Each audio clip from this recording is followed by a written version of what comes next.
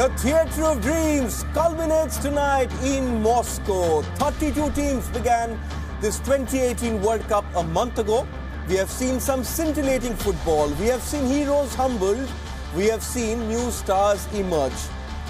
We have seen football embrace technology at the highest stage. But tonight, nothing else matters. The biggest prize in world sport is at stake.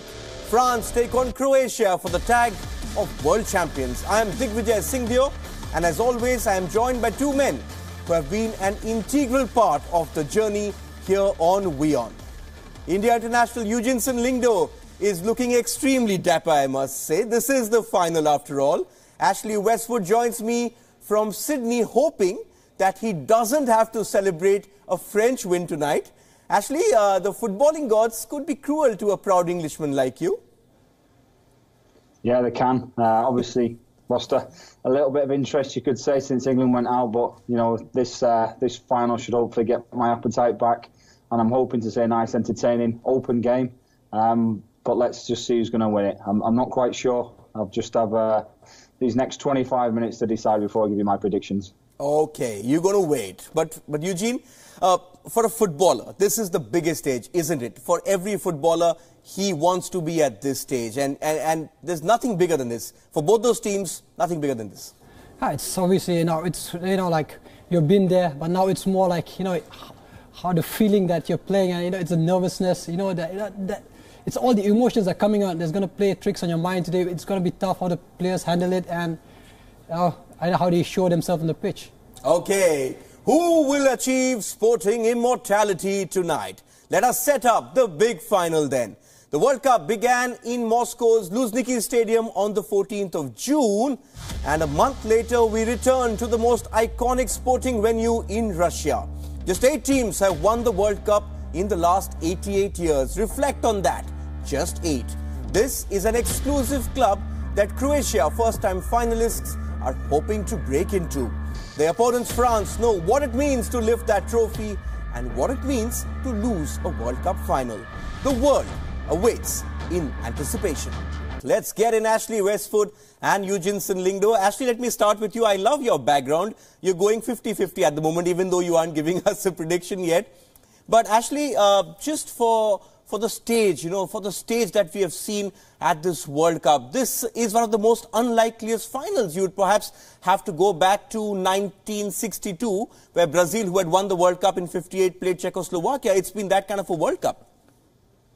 Yeah, it certainly has. Obviously, the big hitters, the big stars that we've thought would do well. Your Argentinas, obviously with Messi, Portugal with Ronaldo. None of those have made the final, even in Germany. I think, Croatia ranked 20 before the tournament. I think this is the lowest ranked team ever to reach a final, so it just shows you how unpredictable it's been. We talk about Croatia getting there. And obviously, if you look at the group stages, they won 3 out of 3 and they deserve to be there. And let's not mention, obviously, the 3 extra times where they've had to really graft and show some unbelievable, team spirit, some determination to reach where they have. So hats off to them. And let's just hope, it's a good final. Yes, Eugene, winning a World Cup is a very exclusive club. That's what Croatia are trying to break into. You would think that in the last 88 years, barring the break for the Second World War, you would have had many teams winning the World Cup, but just 8 teams have won the World Cup, and that's what Croatia are trying to get crashed, that exclusive club. I know, 21 World Cups so far, and only 8 teams have done it, and it just shows that it's not easy to win a tournament, especially a tournament like the World Cup. I mean, there are teams that come here who really do well, and there are teams that have just come here, have really got through because of where they come from and how they are. But so now Croatia in a spot where they have the ability, opportunity to say whether they can become one of the, be a part of history or just be a part of the finals, which obviously no one really cares. But being a winner is something that you want. For example, Modric, who's won almost everything at club level and everything. But World Cup eludes almost a player like would want to win a World Cup. So I think like for him, it'll be an important thing. Yes, and actually Croatia over this tournament have also become the team of the neutrals. You have your supporters of Argentina, Brazil, but obviously as you get to the World Cup final, you want to pick that one team. But what they've done is, the way they've played their football, you have everyone across the world rooting for Croatia. This has been a remarkable journey. Yeah, I think it has. I think that's, like you said, it's down to the way they've played the game. You know, they've had Rakitic and Modric really controlling the midfield. Obviously, Brozovic is the one that sits behind them, that gives them that security to go on. And then players that you probably, you know, they are good players, but you're not that familiar with, have come Perisic, obviously, on the left-hand side, Rebic on the right-hand side. And these players have really known, you know, what they're worth and what it's like to be part of a team and a team spirit. Obviously, all complemented at the back as well, the partnership. Vida has been instrumental. So I think once people's, you know, main teams have got knocked out, like we've mentioned, the Argentinas, the Germanys, the Brazils, people then always love to have an interest in the World Cup, to see, you know, you want to watch it to the end. And Croatia have certainly caught everybody's eyes, the neutrals' eyes, which is what you've said.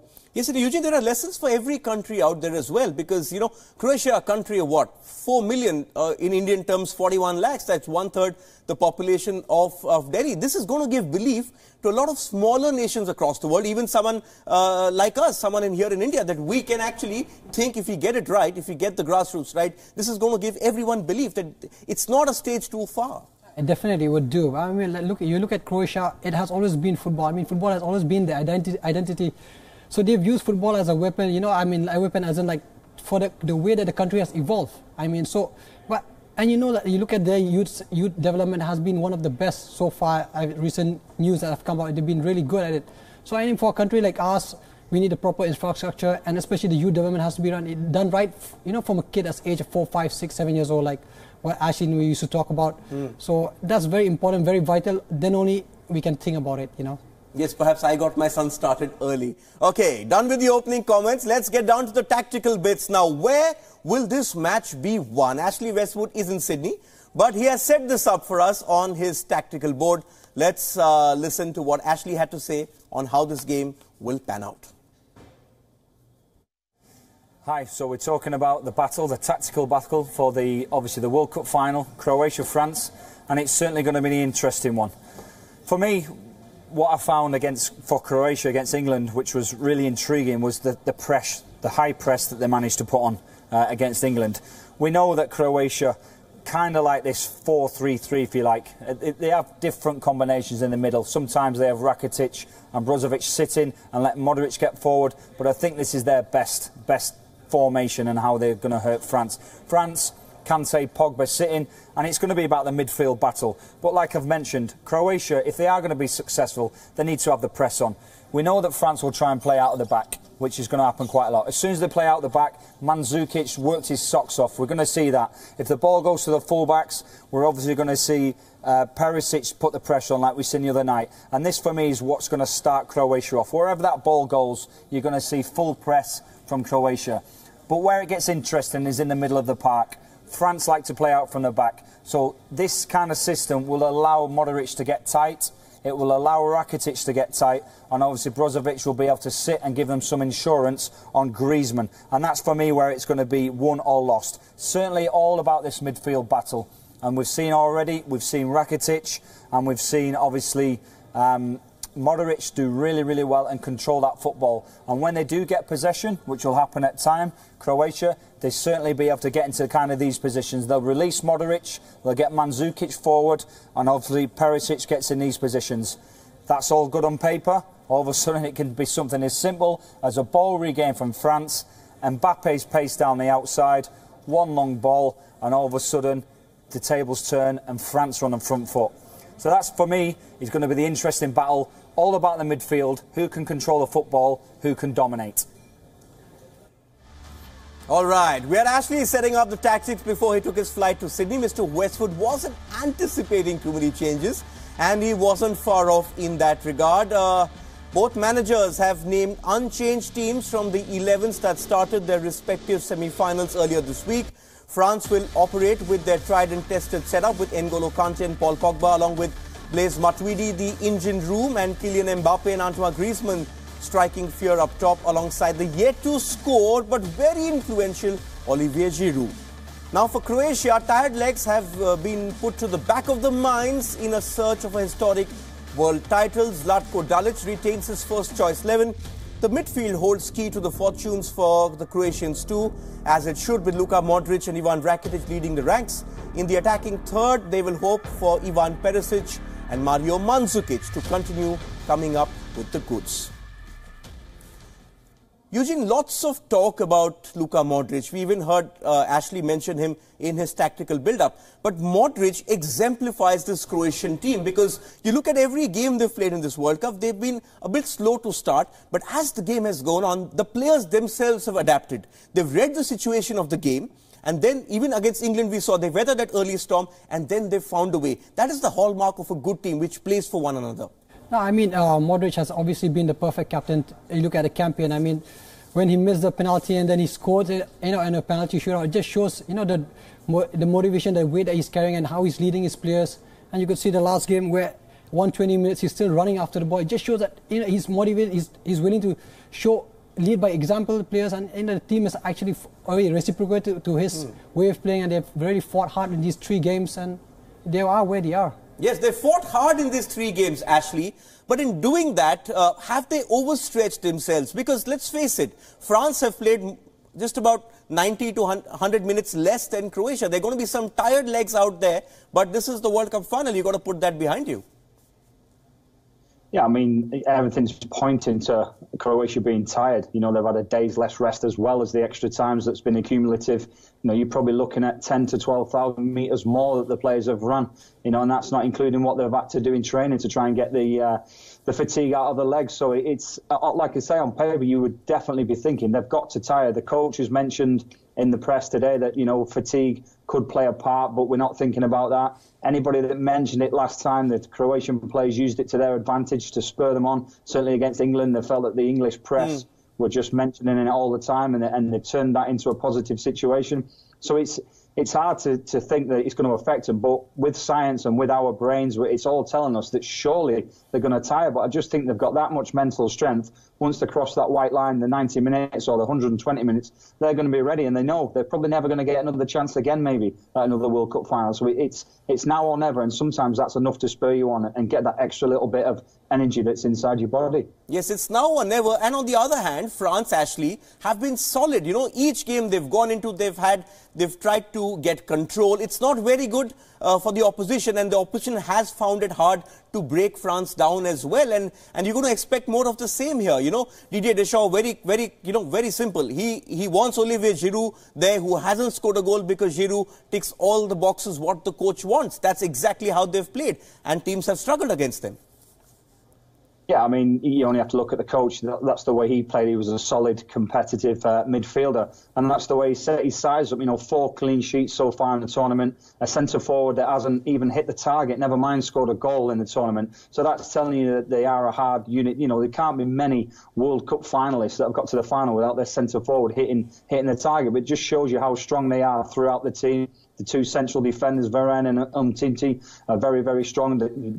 The screening that goes on in front of them with Kante and Pogba, them 4 really are really hard to break down, and they give the security for the other players to express themselves. They've obviously got the attacking power and pace of Mbappe, which is a release and out ball if they need it, the invention and creativity of Griezmann. So they are a complete side with a team that have got there efficiently, pragmatic, but not set the world alight. But at the end of the day, if they win that trophy, I'm sure Didier Deschamps isn't going to be bothered about how they've won it or who's saying what. At the end of the day, it's in the history books, and they've won the trophy if they win it. Yes, I don't think anyone in the world is going to be bothered after that. Anyone in France is going to be celebrating. But the French papers this morning, a lot of them are talking about their defeat in the Euro final in 2016, where they were the favourites, like they are going into this match. As a player, does that weigh on your mind that you've gone into a similar situation at home and lost?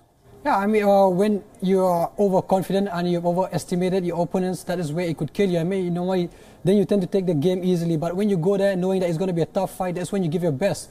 So I'm sure they're going to learn from their mistakes, and they're going to go on this game like how Pogba has said that he's made a mistake in the previous Euros, so that they've underestimated Portugal. But now they're going to go look at Croatia. They've really done well, and they really worked hard, and they're not going to be up against a team that's going to be tough. So they will obviously change the way of approaching the game. Yes, let's look at a few battles which I found very intriguing.